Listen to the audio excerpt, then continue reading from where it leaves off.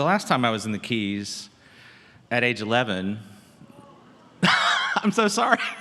I'm sorry I didn't come back, but there's more to this story. My mom, who is an artist, asked me to go retrieve a buoy far out in some mud flats for one of her projects. And I said yes, and I wound up getting trapped up to my knees in mud and had to be hauled out with a rope by my dad. So thus far, and a lot of this is of course dependent on you, this trip seems much, much better. So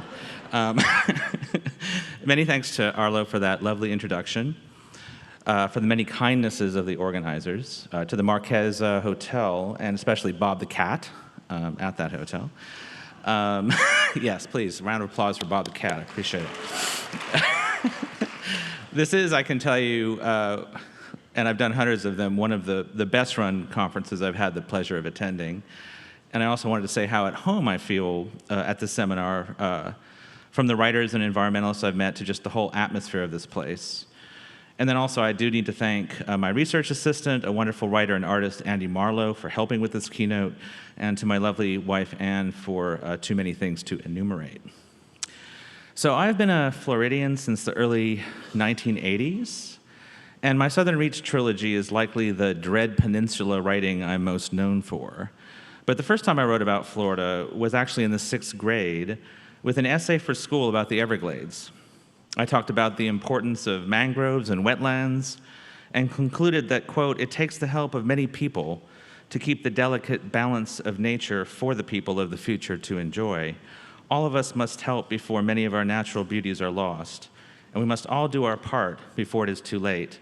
The Everglades could become a vast Neverglades otherwise.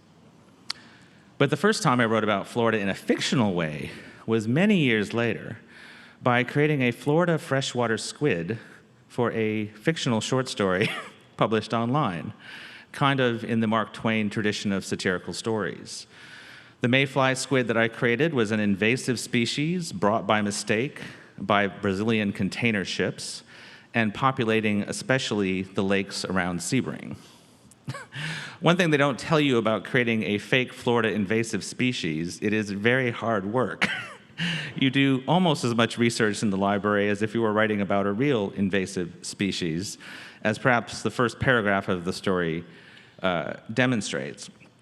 In July 1894, during the construction of Standard Oil magnate Henry Flagler's East Coast Railway, railway workers discovered the remains of several small silver and green octopi with 10 arms stranded in the shallow pools left behind by dynamiting, draining, and other invasive earth-moving procedures.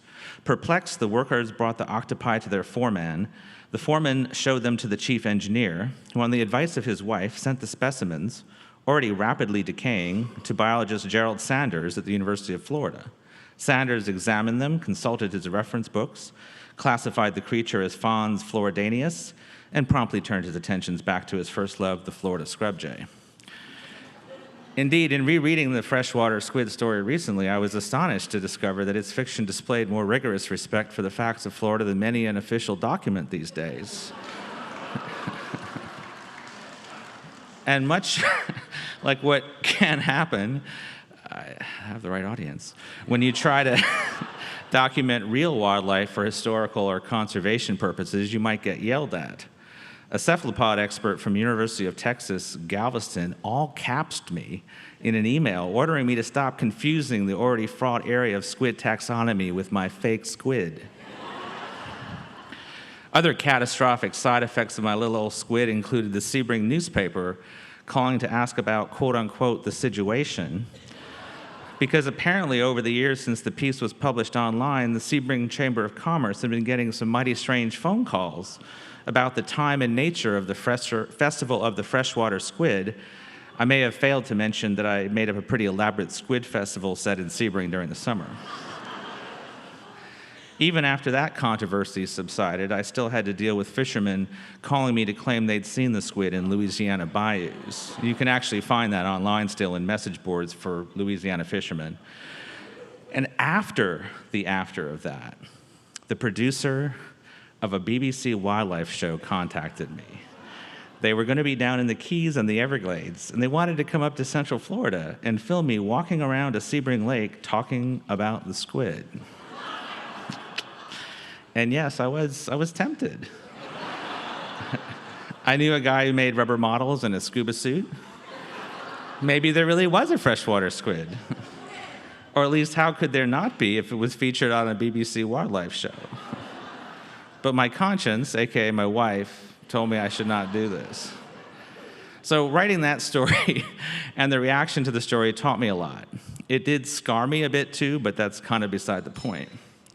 For one thing, it reinforced the lesson that the world itself has storylines and narratives, and if your fiction mirrors them too precisely but is not them, agitation may occur. It also taught me a lot about history and the layering of a story, how narrative builds from how much you know about a place and what that means for the humans who inhabit that landscape. For example, as I wrote in my fictional story, the Palatka brothers who ran a squid mill disastrously on Lake Okeechobee in the 1950s, you can still see the wreckage of that business floating amid the blue-green algae in a certain light at sunset, maybe, sorta. But more than anything, following the routes by which the freshwater squid made its way north taught me about the flow of water in this state and how much of its wondrous processes are invisible to us until disaster strikes. There's no way to understate how much human behavior has altered and impoverished the water of Florida, the ebb and flow of water, the protective qualities of water, the life-giving qualities. And yet there's a resilience there, an affinity that remains. They say we're made of stardust, but more pragmatically, yet just as astonishingly, we're made of water. And so is Florida. I think most of us know the broad outlines of that, especially down here in the Keys. The miles and miles of beaches, estuaries, bays, the marsh and other wetlands, all working when left alone as a remarkable system of flux and flow that beggars the greatest of human engineering projects in sophistication and intricacy. Yet despite how important water is to our lives, our fiction, our stories in general, we tend to anchor these stories on solid ground. We imagine, in the form of line diagrams, a rising tension or climax in fiction as the top of stylized mountain peaks and the relative calm before those moments as flat land or valleys. There is a bipedal terrestrial's bias in the structures in our brains for story. Of course there is. The wealth of structures, of narratives around us in the natural world, though, displays a breathtaking variation. The story of Florida, for example, lies largely underground and in our thousands of springs and lakes, the vast life-sustaining aquifer. This is a permeable narrative, full of undercurrents, ebbs and flows, with a wealth of life that does not share much in common with our own, and life cycles not so easily broken down into 3 or 4 acts. Some of it passes in the blink of an eye, and other parts persist for hundreds of years. I think of this often as I write fiction, how we can as writers convey the real of the world if we cannot inhabit more of it than the human or the human perspective. How are we truly to break through foundational lies or assumptions about the world that permeate and damage how we perceive and interact with it? If a writer is supposed to try to write the truth or a truth, what does it mean that when it comes to the environment, we often fail? How then, too, are we to reach a reader with the enormity of both truths about the landscape around us and make a reader feel it in their bones, the visceral, in-the-flesh life of a differing narrative? Consider that even the idea of what is outside the body as opposed to what is the body itself is a kind of convenience shaped by our limited senses. That in fact there is a give and take between our bodies and the world, transactions and stories being told, processes initiated that we cannot see and that we still in some cases do not fully understand. These miraculous complications, these ways in which our bodies are forever and always communicating and receiving without our conscious knowledge. And maybe this speaks to how speculation, extrapolation in fiction can be misunderstood.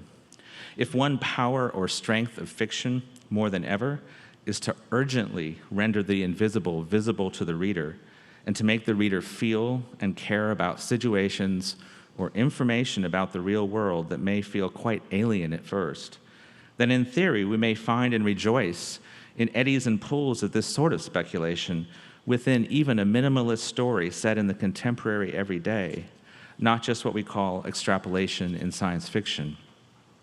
A crude way of saying this, using what is increasingly visible, is if a contemporary story written in a realistic style elides effects of, say, climate crisis, is it just because the writer has been spared thinking about or experiencing climate crisis? Or because the old ways of writing fiction and the old structures to house fictions sometimes lock in certain expectations, so that even quite original human stories can, on one level, be rendered cliché or old-fashioned, out of date by onrushing reality? If a character says, "Boy, it sure is hot out," is that just summer or something else? Water gathers, withdraws, it gurgles underground in caves where blind crayfish live out lives without human surveillance, but can be affected by a drop of gasoline entering the water supply. And what is a gas station that a character in a novel pulls up to but a pollution vector? What is a new gas station but a sign certain of an uncertain future, and also a possible degradation of what lies in the vicinity? A boat trip may be about the shark that got caught and released, but what also happens on the boat trip is that 37% of catch and release sharks die soon after. So a character who a type of reader perceives as good for tossing the shark back might be right, but only 63% of the time, which is enough to win an election, but a lot of dead, fictional, and real sharks floating on the ocean floor over time. A character that is aware of these kinds of facts, and that the heat off the sidewalk is because they paved over a lake in the middle of a floodplain, is no more certain to be a good emissary for the reader brought to them by the writer than a character ignorant of this or uncaring of it. The impulse to include multitudes in a single character, of knowledge, of awareness, may destabilize a narrative, and not in a good way. While readers may receive a lecture with good grace, I hope, or an epiphany rendered overlong, this may indeed represent a rupture in the novel's surface, sometimes dramatically akin to the novelist's internal organs unexpectedly popping out during a talk like intricate airbags. How much aspic or arsenic, then, with which to cloak such utterances? It may, in fact, be that the better approach lies in the ingenuity of the writer in writing from a perspective able to convey to the reader things invisible to the character that allows some new reckoning, some new understanding. Because this means something that lives in the writer's subconscious, lives in the subtext, the substrate, that nutrient-rich layer at the bottom. The water parts and flutters like a fish's fin away from the tires and then closes again muddy, Jesmyn Ward writes in Salvage the Bones. I wonder what the storm has stirred up from the bottom of the bay and what it has dragged in and left in the warm, mud-dark water. What is here now that wasn't and what has been lost. As a novelist, I think of this too in terms of what is overlooked, taken as unimportant, or assumed something false about the facts of a landscape, an ecosystem, an animal, and perhaps more importantly, has traditionally been dismissed as not narrative, as not story, as not something for fiction. Even though, how will the readers of the future think of an author or a character in a novel who seems oblivious to what to them may seem so obvious? To give an iconic example, a description of a swamp that frames it in the traditional form of some place dark and forbidding, with dangerous beasts hidden beneath the black water surface. Should perhaps that description be dismissed as not fit for narrative because largely untrue, or often untrue, or only a thin slice of the truth? Perhaps we should file away these kinds of descriptions as cliché, and in doing so, at least recognize that when a character perceives a landscape as one thing, when it is factually another, we as writers are making a choice about the character. We're making a choice to guide the reader to in a particular direction. Or because the dark and forbidding imagery, the framing used for what we like to call atmosphere when we mean tension, reduces a sense of place to the delivery system for inducing a particular emotion in the reader for a very brief time, and then we move on to the next spike in the landscape that can evoke some other emotion. Landscape at the systems level and ecosystem level continues to be underused in fiction in complex ways. In general, too, I find characters move through landscapes with not so much too little thought as too little friction. Does this mean that in the modern era we've been so cocooned from the unexpected that our environments cannot surprise enough for the idea of the landscape having its own ideas about what's about to happen, unless we're documenting an extreme weather event? Even as this lack of friction also oddly disguises the ways in which, if we have no agency, how can we presume to give our characters agency? when in fact our agency is that of being able, if lucky, to buy what we want and say what we want, but not necessarily to have much affect or say on the fate of the very landscapes we walk through. What does this suggest about the idea of rugged individualism as a narrative and as it manifests in fiction? Not much that's good. A forest of mangroves in concert work to limit stormwater surge and flooding in general while holding the coast together. This suggests a systems approach to novels, and while recently we have seen attempts to frame these issues through the lens of a system novel, I would like to think that the novel of the environment that truly tackles this has not yet been written, because if it has, then the lessons of that novel have made little difference to the public imagination, or what you might call the practical zeitgeist. Tied to this, we see a recurrence of the death of history in the elision of landscape to some degree. It's what is happening in Florida right now, the human history and the natural history. I might, 20 years ago, have said there was a real difference in the elision of human and natural history in general. Not the specifics of graveyards and what is now wilderness, for example, but this incredible void or absence that we must with effort recall, conjure up, because the forest is no longer there and the houses are already in place.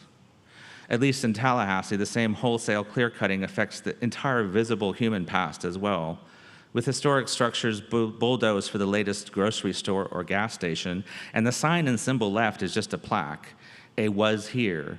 A neighborhood becomes a holding pond, and a stick with a commemorative sign on top punctures the ground that's really just a tombstone to somehow pretend that reverence was extended to a place raised for short-term profit. Same as it ever was, perhaps, but now ever more voracious, unrestrained, and ever more deadly efficient in the erasure. There is something to the ache of the complete destruction of sometimes thousands of acres at a time that seems less possible to articulate, to will back with the imagination from a ghost place into a possibility for restoration. Because a forest is not a specific focal point. Its wholeness exists in its entirety. Its historic landmark is itself, and that self has been obliterated. It's very hot here. There is no shade.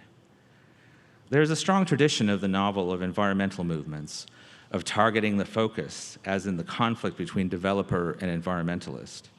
This still has its place and can be powerful. But what happens now is such a vast and swift disappearing, a dismantling sometimes wreaked by powers imposed from afar, that the narrative is not the majority of time this narrative. Instead, the true story is the hidden ebb and flow of natural and human events and what has secretly contaminated both.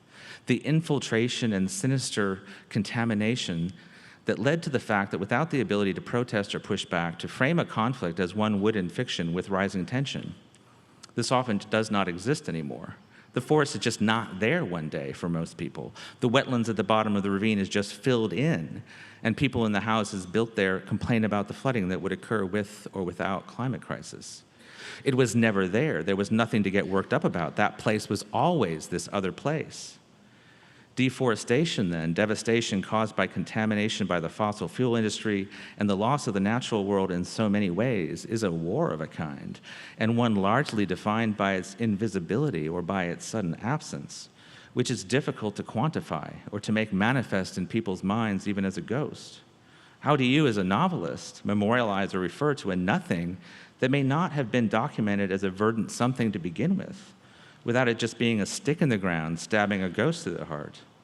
When you feel the mind play tricks in how one day you drove past a forest with a lake, and the next day nothing exists there, nothing at all, except the ubiquitous clay that once meant a rural road, but now symbolizes destruction. Sometimes the ghost is even still there, as per the recent photograph of a for sale sign stabbed into the entrance of an active gopher tortoise burrow. Time runs on time, observes the great dark ecologist poet Asa Berg. Time runs on time and starvation, and the weakness carries me in across the gray regions as a bitter star radiates eternally above the glowing face's watercourse. Yeah, this place is haunted, Giant Sand sings, but only by a ghost. The water in Florida, it must be said, always supports the facts. What we impose upon the water, less so. And even what we impose upon the idea of fact in this pre-postmodern age. Facts are degraded, bombarded, less and less capable of retaining granularity. Fact escapes into sinkholes, never to be seen again. Fact becomes contaminated by other substances, becomes too polluted to drink from. The devolution of fact amid disinformation and misinformation creates a dilemma for the novelist, as it tends to simplify, even buffoonify the world, introducing a strain of rancid absurdity even on serious issues. This rancid absurdity tends to mean that satire and parody no longer work quite the same way as before. If we have 1,000 fragmented, mostly buffoonic, crude realities and very little consensus, other than things like, I think we can all agree this is a carrot, then you can wind up satisfying the reader who is your base, because we are not politicians, but now we are all politicians, and make a point. But the distance between the satire and the buffoonery of certain situations reduces the clarity of the satire and the amount of weight and influence that it can carry to the reader. It is all too easy, unintentionally, to become the thing you seek to parody, to, for example, mock Florida Man, and yet more or less to become Florida Man simply by engaging with the idea of Florida Man. This is probably why I've abandoned even the sympathetic satire of something like the freshwater squid story with its send-up of small-town Florida festivals and the Department of Agriculture, in favor of exploring non-traditional and weird ways of approaching these topics, which hold their own hazards in that too high a rate of strange can alienate readers. So if the point of writing about certain important subjects is to try to move the needle to somehow change readers even a little bit, how to organically find those modes and approaches that push back against the traditional, but still allow enough room for most readers, for a wider audience. I suppose the same issue that affects the ability to satirize helps in this regard, in that because the world in our minds has become stranger and reality so fragmented and surreal, the acceptance of the strange has intensified. The edge of what might be a precipice for a reader has been pushed farther out. At least that is my sense, and why it is worth pursuing more experimental approaches, not just for their intrinsic worth, but because they might actually make a difference.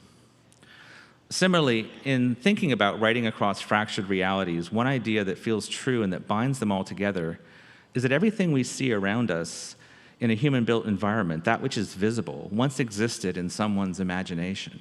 Every building, every fixture, every chair, every table, every vase, every road, every toaster.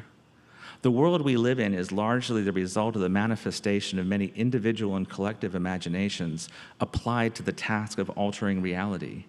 Because that's what humans tend to do. We alter reality. We do not tend to adapt to a pre-existing reality. In a very real sense and of huge consequence to how novelists treat landscape, the history of the world could be seen as an ongoing conflict between great, good, mediocre, and toxic imaginations. And the existence we have created on Earth is both sad and uplifting as a result, with countless concrete examples of dreaming well or dreaming poorly, accumulations and layers of imagination that you can often trace back over the decades to an original source or sources. So when a forest disappears and 1,000 cookie-cutter, unaffordable houses appear, someone has convinced someone else to live in their reality in a place that will now flood soon, rather than some other reality. But more than this, what is happening in many cases is that one dominant group, either by wealth or influence, is trying to get the rest of the community to buy into the idea of inevitability, that it was always this way or this is progress, even though the word progress has become a propaganda word, a way of shutting down resistance, rather than continue to resist by way of remembering how it was and how it could have been, how it still could be. And it's very easy to just go along with that narrative. It's strong because you literally see it built up all around you. But that doesn't make bad ideas good, and it definitely doesn't mean that novelists shouldn't find unique ways to interrogate them. The point being that sometimes grappling with certain issues requires finding a distance from the real that allows for a more true seeing. More surreal forms of narrative, then, can act almost the same way as simply the passage of time does for writers of autofiction, giving perspective to allow writing about a situation that, even if not personal in the real sense, lives in the body to the extent that you cannot write about it without taking some stance that creates distance. For example, in Vladimir Nabokov's Ben Sinister, the workings of a detention camp are rendered with the verbiage of a summer vacation, to wrench the reader out of the numbing assemblage of traditional approaches that allow you to just forget the reality of the horror of such a place, because even horrors, as we well know from social media, fade into blurred backdrop when sadly ubiquitous. Other general ideas in fiction that help in this regard include transference and inversion, both of which also lend themselves to non-realist forms of fiction.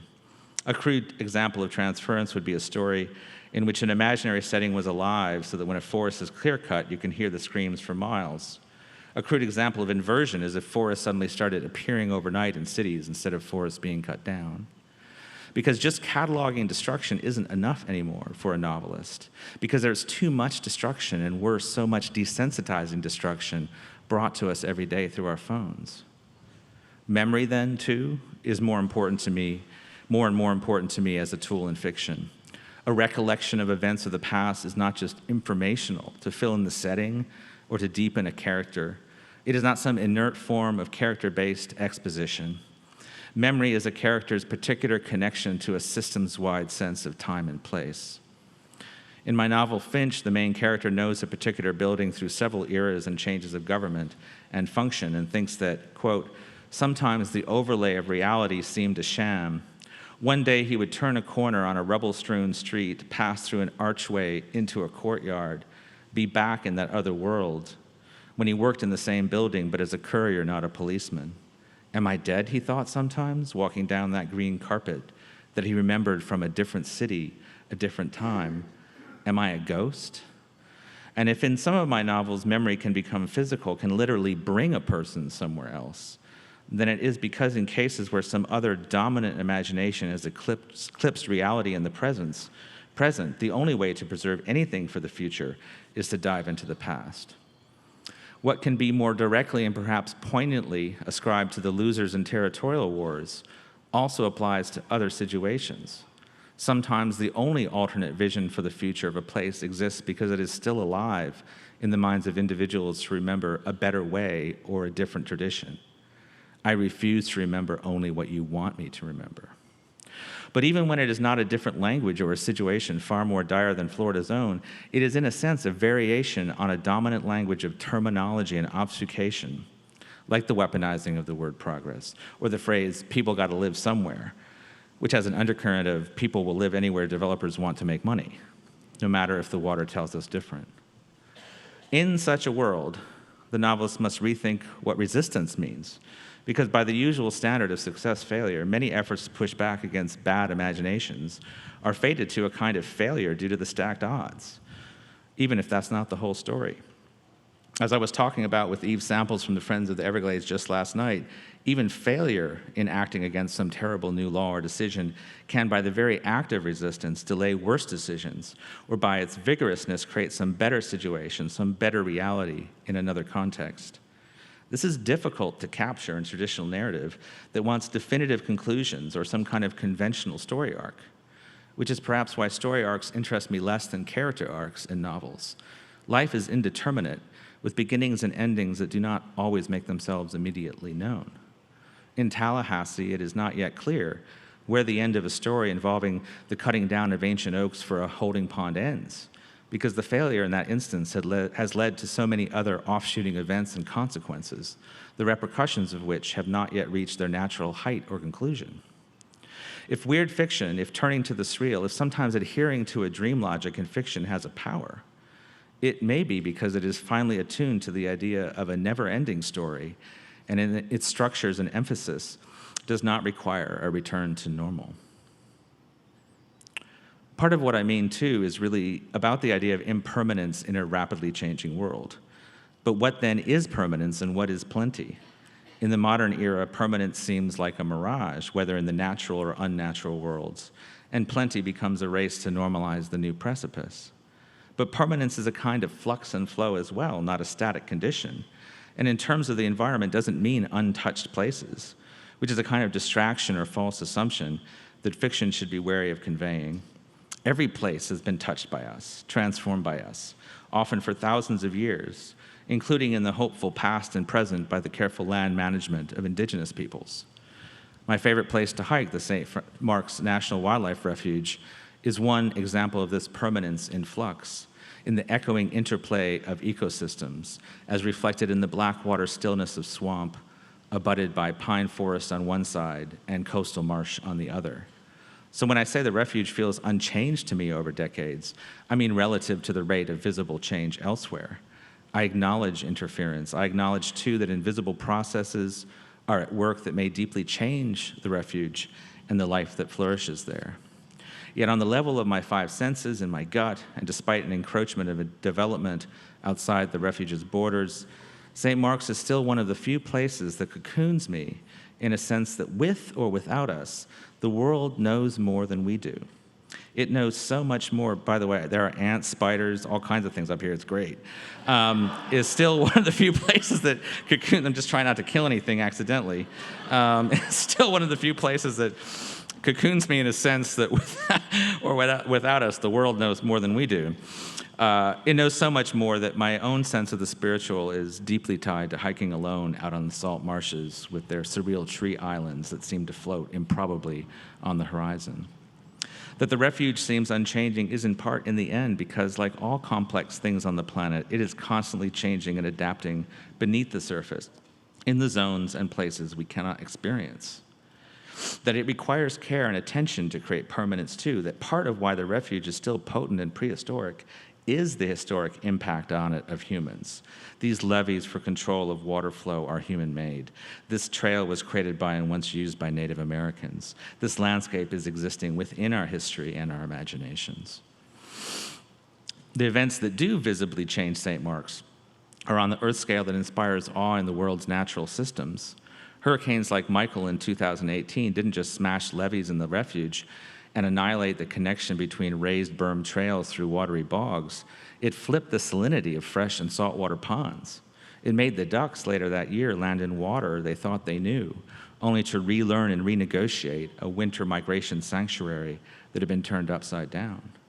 For the endangered frosted flatwood salamander, one of St. Mark's iconic animals, the change was more severe.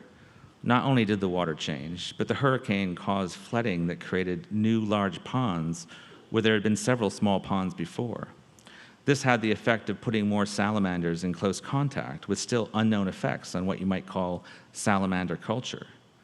For species in decline, as a general rule, fewer population hotspots also mean more chance of one location being wiped out, having a significant effect on survival. There is something both vast and small in the change and changelessness of the salamander's predicament that is relatable and invites narrative. We too live in a limited habitat, the Earth, one that has, through modern tech, put us in fewer but larger buckets, one's more susceptible due to our effect on the natural world to perils like coronavirus. Who knows how a salamander perceives time or what epic scope might mean to a salamander? But isn't fiction a laboratory of sorts, a novel, an experiment, a covenant with the reader that I will place you in someone else's head and help you understand them? Where exactly does that covenant end? How far can it be taken? And should we hope to be more than salamanders in a small pond? Or rejoice that we are salamanders in a small pond? Inertia usually exists for a reason. Every species has its limit for a reason. At the nearby St. Mark's Lighthouse, a handful of years after the salamanders conquered new worlds and lost old worlds, Hurricane Ian manifested not as storm surge or high winds, but as a haunting absence, a reverse storm surge. It made the water withdraw for hundreds of yards into the deeper sea. Sand that may not have touched the air for decades lay as bare as if turning into desert. Pelicans circled overhead, wary. Fiddler crabs briefly scrambled across new territory, and visitors gasped in disbelief, posting images to social media. The lighthouse looked out over an unfamiliar, almost post-apocalyptic landscape. Eventually, the water returned and the wind blew gentle across a bracing, sunlit early fall day in September in the Panhandle, as if nothing had ever happened at all. What's beneath the surface may be a challenge for the novelist in the modern era, but what to do with the all too visible, with what the water brings us that sadly we also often do not notice due to too full a presence, because common, almost like we do not notice common birds like cardinals. Here, for example, is a partial list of ocean debris that washed up on North Florida's forgotten coast over the past few years. And I'm going to again say thank you, Andy Marlowe, because they had to research and give me a list of the last decade of stuff that's washed up on the forgotten coast. Drug kits, dinner plates, baby doll arm, hair weave, railroad tie, piece of unidentified metal, mousetrap, eyelashes, mermaid tail for a toy, fuel hose, rubber snake, crime scene tape, plastic milk carton full of pennies, bag of cocaine, kite, thermometer, training wheels, yard sale sign, toilet, helium tank, seatbelt, bra, fire pit, indoor putting green, Christmas ornaments, wrecked car window, fishing nets, small swimming pool, tent frames, fish aggregating device, golf ball, synthetic wedding rose petals, toothbrush, bullet casing, unopened champagne bottle, child's chair, and of course, water bottles, thousands of them. Is it oracular or is it personal? Can we map each item to an individual or to a company? And if so, what is the most meaningful level of hierarchy for a novel? As general symbol, it becomes again the white noise of plenty, even if an awful sort of plenty, that a plastic bottle, bobs in water that once held water from some other place, but now contains the water it bobs in as a piece of plastic, spreading microplastics into this water it also partakes of. The idea of an interior and an exterior, again, rendered laughable. This thought of water follows me back from the coast and what water brings to us, where even the absence of water at home makes me think of what to do with water in fiction.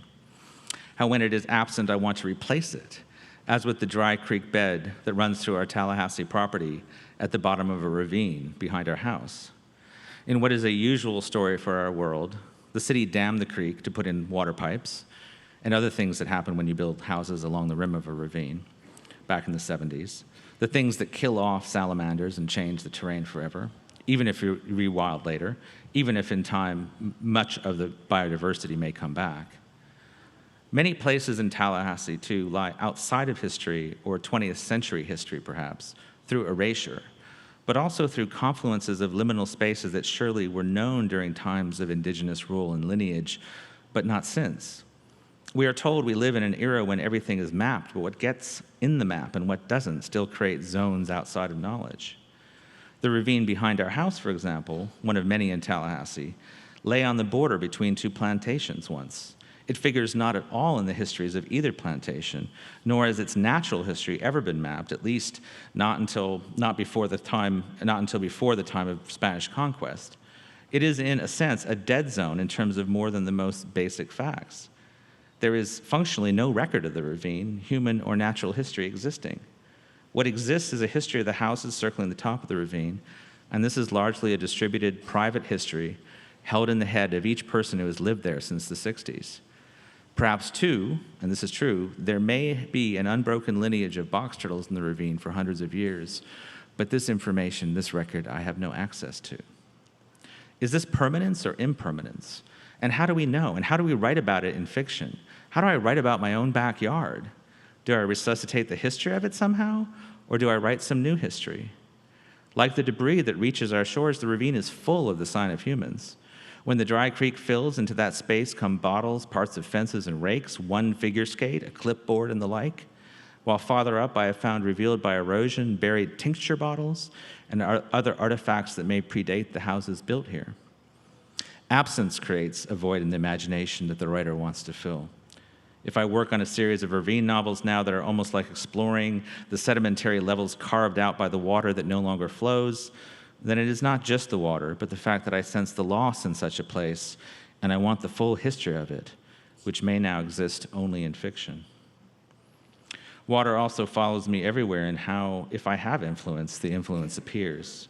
It reinforces the importance of what I've described in my fiction, because how do we keep writing if we don't believe it makes some kind of difference? Or maybe put another way, how do we keep publishing? I know I would keep writing regardless of publication. It's how I felt about storytelling since I was very young, that on some level what I write is for the reader who is me, and that this is how I serve other readers best. But to publish is to expect to have some kind of effect. And that's what I have also learned is how the personal refracted through the less personal becomes personal again, and how in this refraction and connection there is hope and optimism. Because it is inevitably this tidal pool of my youth that I remember, that the many young people evoke who have come up to me to say, I became a marine biologist in part because of your book, or I went into environmental science because of your book. This tidal pool in Fiji where I grew up, where my dad on a scientific survey took me and my sister out on the reef after dark, and I became separated from them, lost, unable to tell sea from shore, everything was so dark. And at the moment of being most disoriented, finding a brightly luminescent starfish larger than a dinner plate to anchor me, to orient me. the same starfish transferred to my novel Annihilation as a pivotal moment for the biologist narrator. What did the book make visible? Something about the beauty of the world despite what we have done to it. Something about how we are always so drawn to the sea and what lives there. But also what readers cannot know is that this was a man-of-war starfish, a species deadly to reefs. And the next day my father found what had been to me beacon and light and the relief of being found not lost, and removed it from the reef. So that in some sense, too, there is the abrupt cutoff of finding out later that my dad did this that informs that scene. There is a loss there, a sense of what I found glorious had been more ambiguous than that, and that suddenly what had been in the moment pulled in a host of other associations and feelings. And two, the theoretical, the speculative for me is just a skeleton, a canvas frame, a thing flapping in the wind, the name of which is hard to tell. For it to have life, it must be in some way autobiographical. I once actually got in an argument over a work of fiction that had two people stuck at the bottom of a dry well. It did not seem to me that the author had ever been down in a dry well. Some of you may disagree with me, and you can take it up at the book signing too. And that the narrative suffered because of this lack of detail. The experience of that situation would have suggested a different narrative, perhaps a different plot than what was on the page. I simply did not believe this dry well. This may be another way of saying that I sorely do not want experience like being charged by a wild boar to go to waste past the moment of what it meant to me, or encountering a Florida panther that by consequence of so much being rendered invisible, that which remains when encountered in some state of grace or the sublime or quickening pulse takes on a special significance in the imagination. It takes on an urgency to become narrative precisely because it is rare, and if no word means the exact same thing as any other word, then neither does one experience mean the same as any other experience. Not precisely. Whether in the context of wilderness because we turn away from nature or we force nature to quite literally occupy less and less space on this planet. Recently, and this is kind of a confession, I haven't actually ever told anyone this, I hiked one of my favorite North Florida trails and came across a digression, a narratological aside, you might call it, of a raised berm leading out into the marsh flats and then curving back to the main trail in a half circle. The berm seemed newly cleared of vegetation to me, as if the sand and rock were meant to encourage a side expedition. Maybe it was my overfamiliarity with the main trail and thus lacking caution, or just out of a need for the new, that I decided to explore, calculating risk as low and my tread as low impact. A quarter of the way, I noticed an abundance of signs of wild pigs, my least favorite encounter on hikes, give me like 1,000 bears instead of one pig, and quickened my pace. There came both a stillness and a watchfulness from the underbrush. After a while hiking, you can tell if a stillness is meaningless or disguises the possibility of sudden and definitive motion. This was the possibility, not the meaninglessness. So it was with a feeling of relief that I approached the last stretch leading back to the main trail. There was only one problem. The path I had taken ended short of a repatriating return. Instead, a deep, wide channel of dark water lay between me and safety, while at my back lay the retracing of steps where I just felt in the prickling of hairs on my neck held many, many wild pigs. So I stood on the edge of the rising embankment, held together by a gnarled oak, and looking down, because there was kind of an angle, toward the other side, calculating first whether I could jump, and then whether the three roots that were crossing, I couldn't tell what tree they were from, above that divide were the roots of a route, each not more than 10 inches wide and slippery, or constituted a near-future disaster. I just knew I did not want to go back, and I did not want to be in that water. So I threw my pack across to the other side to tumble into thick grasses, and then my camera cushioned inside my hat. Then made my way down to the largest horizontal root and began to clamber across. But in just seconds, the root loosened beneath me, and I scrambled to keep my balance, turning at the same time to seek purchase on the side of the overhang. And dangling there above the water, below the overhang, distributing the weight of my legs across a second root, I was staring right into the hollow space below the oak, encircled, cocooned by its own roots, creating a kind of creche. And in that space, built atop the sand and mud beneath it, lay a huge alligator nest. This really was akin to the feeling you get watching characters, in an alien movie, even though I love alligators. They're like scaly basset hounds, but anyway, to say I panicked would be an understatement. I became lizard-brained, so without thought that I shimmied so fast across the roots that I got rope burns and bloodied my hands, my thighs sore for days from clenching the root like a rope, convinced that the nest was active and the alligator mother somewhere in the dark water beneath me. I launched myself for the opposite bank too soon.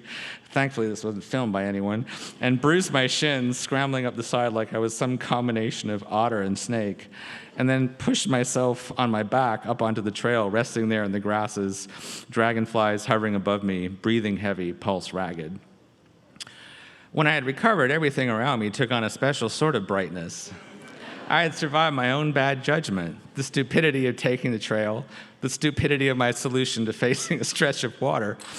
And a bit shakily, I continued on to encounter merrily, soon enough, yes, the wild pigs, a bobcat, a seemingly irate otter that wanted to get too close. But none of these in any way other than perhaps instilled in me more than a rational exhilaration in the aftermath of staring into that sudden mouth of darkness beneath the outcropping. It was the gap that undid me, the unexpectedness of it, and the surprise of what waited there, my reaction to it, and yet it was something entirely natural and at peace with the landscape around it. And it is in that gap that story often lives for me, between the visible and the yet to be known, the natural ways of the world and the human reaction to it. I don't know yet what story will be told because of that experience. Just know that one will be told, because the water lives there. Thank you.